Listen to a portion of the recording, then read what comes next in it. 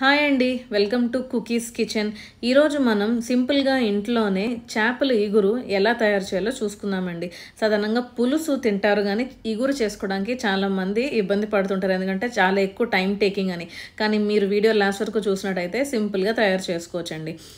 ముందుగా మనం 3 medium size ఉల్లిపాయలను కట్ చేసుకోవాలి, పక్కన పెట్టుకోవాలి. అలాగే 10 పచ్చిమిరపకాయలు మధ్యలో చీల్చుకొని పెట్టుకోవాలి. ఇప్పుడు ఒక కళాయి పెట్టుకొని అందులో ఒక 5 నుంచి 7 టేబుల్ స్పూన్ల నూనె వేసుకొని ఉల్లిపాయలని వేగనివ్వాలి. నేను ఇక్కడ బొచ్చు చేప తీసుకున్నానండి.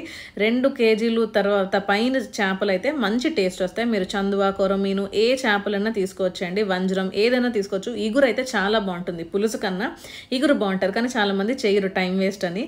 సో ఇప్పుడు నేను ఒక నిమ్మకాయ సైజ్ అంత చింతపండు తీసుకొని నీళ్ళలో వేసి నానబెట్టుకున్నాను. అలాగే 2 పెద్ద సైజు టమాటాలని ముక్కలు కట్ చేసుకొని ఉల్లిపాయలు వేగిన తర్వాత బ్రౌన్ కలర్లోకి వచ్చిన తర్వాత గోల్డెన్ బ్రౌన్ కలర్లో అప్పుడు టమాటాలు వేసుకొని టమాటాలు కూడా బాగా స్మూత్గా అయినంత వరకు ఫ్రై చేసుకోవాలి. టమాటాల నుంచి ఆయిల్ చూసారా బయటకు వస్తుంది. ఆ టైంలో మనం అల్లం వెల్లుల్లి పేస్ట్ ఒక 2 టేబుల్ స్పూన్లు కారం అలాగే చిటికెడు పసుపు వేసుకొని బాగా కలుపుకోవాలి. ఇదిగోండి, నేను ముందుగానే చెప్పాను చింతపండు నానబెట్టుకున్నానని. ఇప్పుడు ఆ చింతపండు పుల్లలో సగమే నేను వేసుకున్నానండి.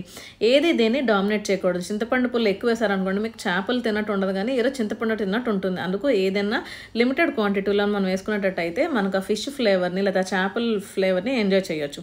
ఇప్పుడు ఒక పెద్ద గ్లాస్ నీళ్లు తీసుకొని ఇందులో పోసుకొని బాగా మరగబెట్టుకోవాలి. ఎంతవరకు అని అంటే ఒక పెద్ద గ్లాస్ మనం వేసుకున్నాం కదండి నీళ్ళు, అది సగానికి వచ్చేయాలన్నమాట. నేను ఇక్కడ కల్లుప్పు వాడతాను, చేపలకైతే మంచి టేస్ట్ వస్తుంది.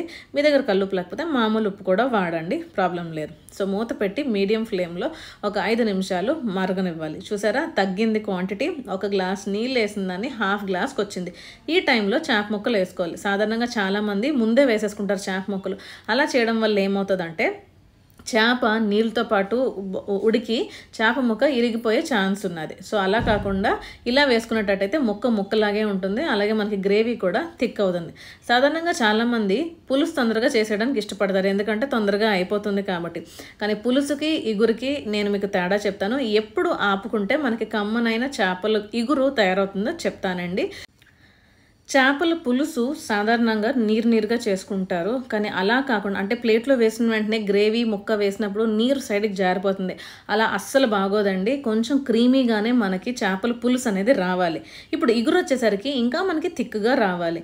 ఇప్పుడు నేను చూడండి, కొంచెం అది ఉడికిన తర్వాత మీడియం ఫ్లేమ్లో పెట్టి ధనియాల పొడి, జీలకర్ర పొడి వేసాను. అంతకన్నా ఇంకేమీ వేయలేదు. అల్లం వెల్లుల్లి పేస్ట్, ధనియాల పొడి, జీలకర్ర పొడి, ఇవి చాలండి టేస్టీగా రావడానికి. చూడండి, పులుసు అనుకోండి మీకు చూడండి ఇలా ఈ కన్సిస్టెన్సీలో ఉండాలి. ప్లేట్ మీద వేసి చూసారనుకోండి, చూడండి ఇలా కిందకి జారిపోయింది చూసారా, ఇది ఈ కన్సిస్టెన్సీ పులుసుకి సరిపోతుంది. నీరు రాలేదు కానీ చూడండి గ్రేవీయే అలా జారుకుంటూ వచ్చింది చూసారా, అది కరెక్ట్గా పులుసుకి పర్ఫెక్ట్ టెక్స్చర్. ఇంకా నేను ఒక 3 నిమిషాల నుంచి 5 నిమిషాలు మీడియం ఫ్లేమ్లో నేను బాగా ఉడకబెట్టానండి కూరని. ఇప్పుడు చూడండి ప్లేట్కి అంటుకునే ఉన్నారు కానీ ప్లేట్ కనిపించట్లేదు మీకు. థిక్గా అలాగా స్లోగా జారిని చూసారా, అది ఇగురు కన్సిస్టెన్సీ. ఇంకా కొంచెం ఇంకో 3 నిమిషాలు ఉంచినట్టయితే బాగా దగ్గరకు వచ్చి, చేపలు బాగా కొవ్వు పట్టిన చేపలు కాబట్టి అందులోంచి ఆయిల్ ఫ్యాట్ కూడా కుక్ అవుతుంది కాబట్టి ఇంకా థిక్గా ఉంటుంది. కూర చాలా కమ్మగా ఉంటుంది. అంతేనండి, చాలా సింపుల్గా మీకు చేపల ఇగురు అయితే తయారైపోతుంది. వేడి అన్నంతో ఈ కమ్మనైన చేపలు ఇగురు మీరు ఇంట్లో వండి పెడితే మళ్ళీ ఇదే అడుగుతారండి. చాలా సింపుల్గా ఉంది కదా, మీరు తప్పనిసరిగా ట్రై చేయండి. ఎలా వచ్చిందో నా కామెంట్ సెక్షన్లో తెలియచేయండి. ఛానల్ సబ్స్క్రైబ్ చేసుకోండి. Thank you so much.